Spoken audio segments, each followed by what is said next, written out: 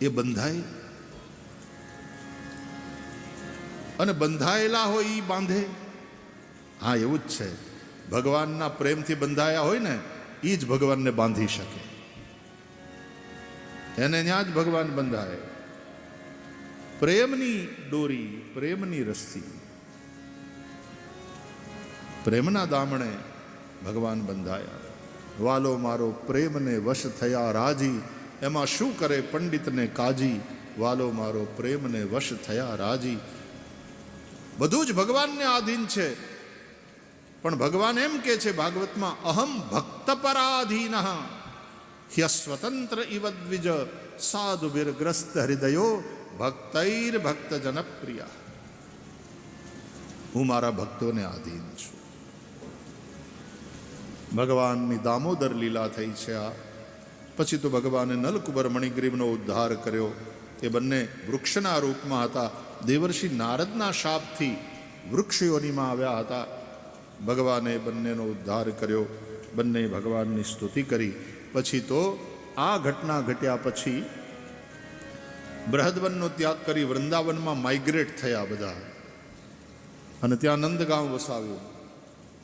ભગવાન વાછરડા ચરાવતા થયા.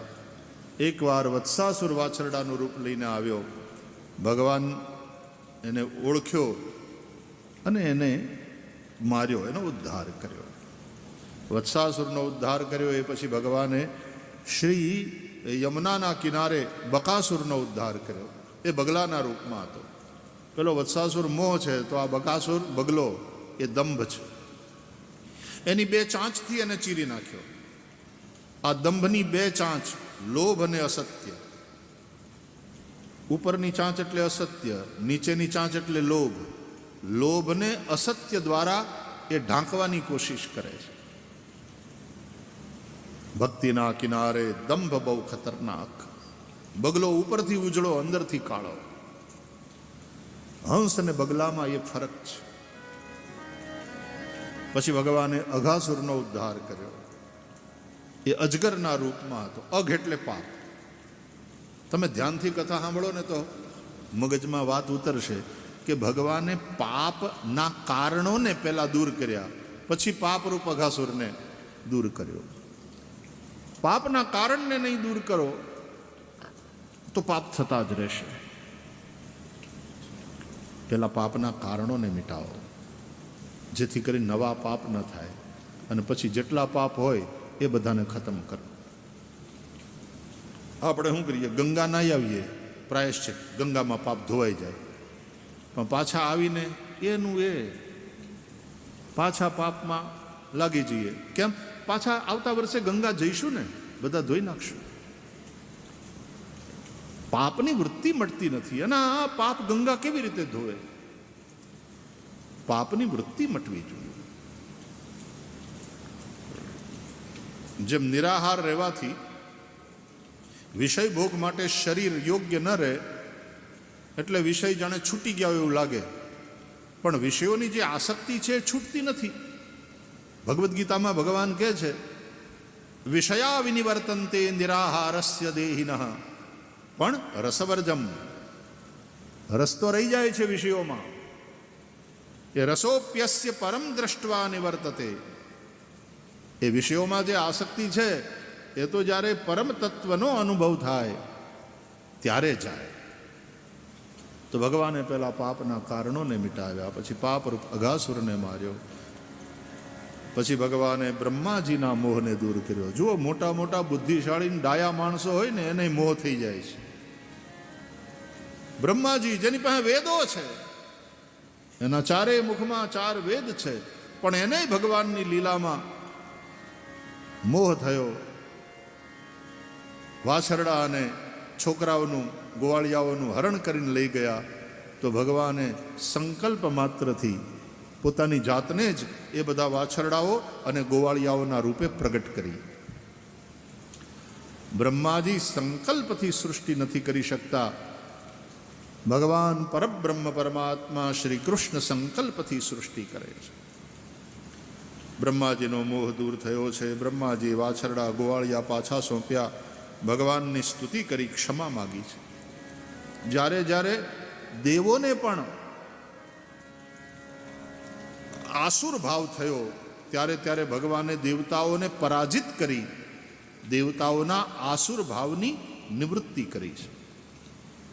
દૈત્યોને મારી દેવતાઓના ઉપર અનુગ્રહ કર્યો, દેવોને હરાવી પરાજિત કરી દેવતાઓની અંદર પ્રવેશેલા આસુર ભાવને મિટાવી ભગવાને દેવતાઓ ઉપર અનુગ્રહ કર્યો. અને વ્રજના તો લોકોની સાથે ભગવાને રહી લીલા કરી અને એના ઉપર પરમ અનુગ્રહ કર્યો. એટલે વ્રજના લોકો જેવું તો ભાગ્યશાળી કોઈ નહીં.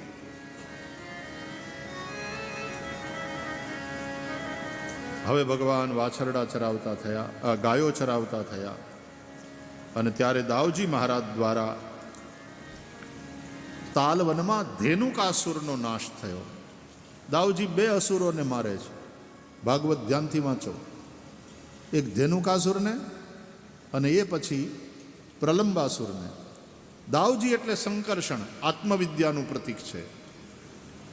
એનાથી 2 મટે. શું? ધેનુકાસુર એટલે દેહાધ્યાસ અને પ્રલંબાસુર એટલે કે અંતઃકરણાધ્યાસ. દેહાધ્યાસ અને અંતઃકરણાધ્યાસ એ બંનેનો નાશ આત્મવિદ્યાથી થાય. મુંજારણ્યમાં આગ લાગી ગઈ. ભગવાને કાલીય નાગનો વધ નથી કર્યો, કાલીનો નિગ્રહ કર્યો છે. એ ઇન્દ્રિયાધ્યાસ છે. ઇન્દ્રિયોનો નાશ નહીં, ઇન્દ્રિયોનો નિગ્રહ કરવાનો હોય છે. ભગવાન નાચ્યા ને કાલીની ફણા ઉપર, વિષ નીકળી ગયું. ભગવાન જ્યારે આપણી ઇન્દ્રિયોમાં નાચે, તકલીફ એ છે વિષયો નાચતા હોય છે ઇન્દ્રિયોમાં. એને બદલે જો ભગવાન નાચે તો વિષયોનું વિષ નીકળી જાય, ઇન્દ્રિયો નિર્વિષ બની જાય. ભાગવતમાં એવું વર્ણન છે કે કૃષ્ણના પદ પ્રહારથી કાલીના મુખમાંથી રક્ત નીકળવા માંડ્યું. યમુનાનું પાણી લાલ લાલ થઈ ગયું. જેમાંથી રક્ત નીકળી જાય એને કહેવાય વિરક્ત, વિગત રક્ત. એ વિરક્ત એટલે હવે ઇન્દ્રિયો જે વિષયાસક્ત હતી એ હવે વિરક્ત થઈ, વિષયોથી વિરક્ત થઈ. આવા ભાવ આચાર્યોએ બતાવ્યા.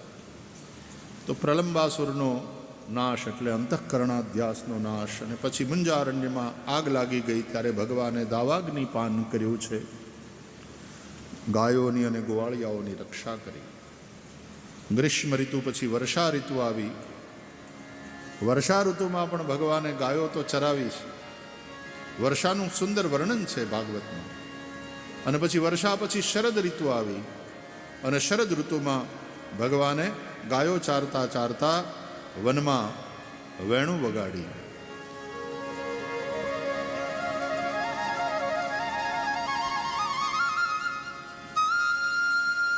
વેણુનું એ સંગીત ગોપીઓના કાન સુધી પહોંચ્યું. શરીરથી તો પોતપોતાના ઘરમાં છે ને કામ કરે છે ગોપીઓ, પણ ભગવાનની વેણું સાંભળીને મન પહોંચી ગયું શ્રી કૃષ્ણ પાસે. મનથી દર્શન કરે છે. બરહાપીડમ નટવર વપુઃ કર્ણયોઃ કર્ણિકારમ બિભ્રદ્વાસઃ કનકકપિશં વૈજયંતીં ચ માલાં રંધ્રાન વેણોરધરસુધયા પૂરયન ગોપવૃંદૈર વૃંદારણ્યમ સ્વપદરમણં પ્રાવિશત ગીતકીર્તિઃ.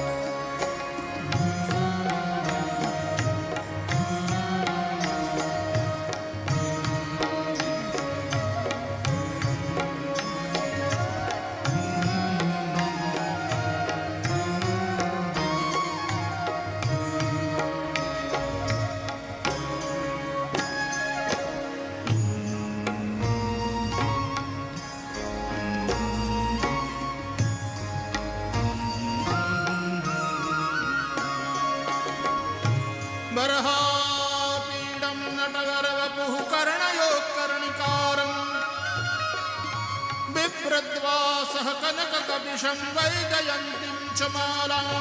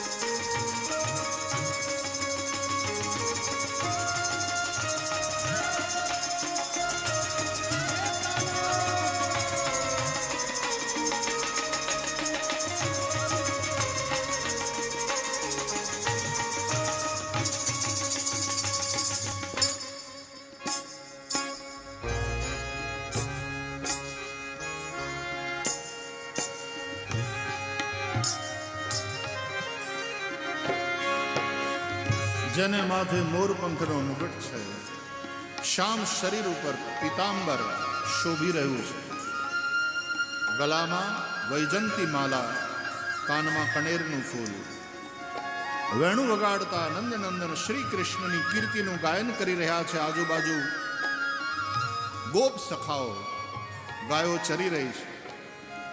મનથી દર્શન કર્યા શ્રી કૃષ્ણના ગોપીઓએ અને વેણુ સાંભળીને જે ગીત ગાયું એને ભાગવતમાં વેણુ ગીત કહે છે. અક્ષણવતામ ફલમિદમ ન પરમ વિદામઃ સખ્યઃ પશૂનનુ વિવેશયતોર્વયસ્યૈ વક્ત્રમ વ્રજેશ સુતયોરનુ વેણુજુષ્ટમ યૈર્વા નિપીતમનુરક્ત કટાક્ષમોક્ષમ કટાક્ષમોક્ષમ.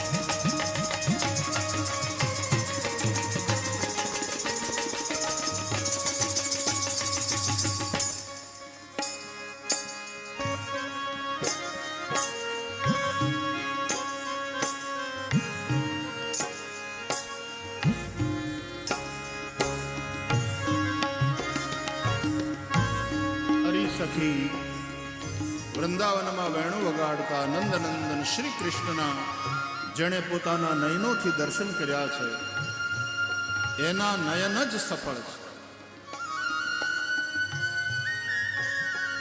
વન્ય સંપત્તિથી વિભૂષિત નંદનંદન શ્રી કૃષ્ણ કેટલા સરસ લાગે.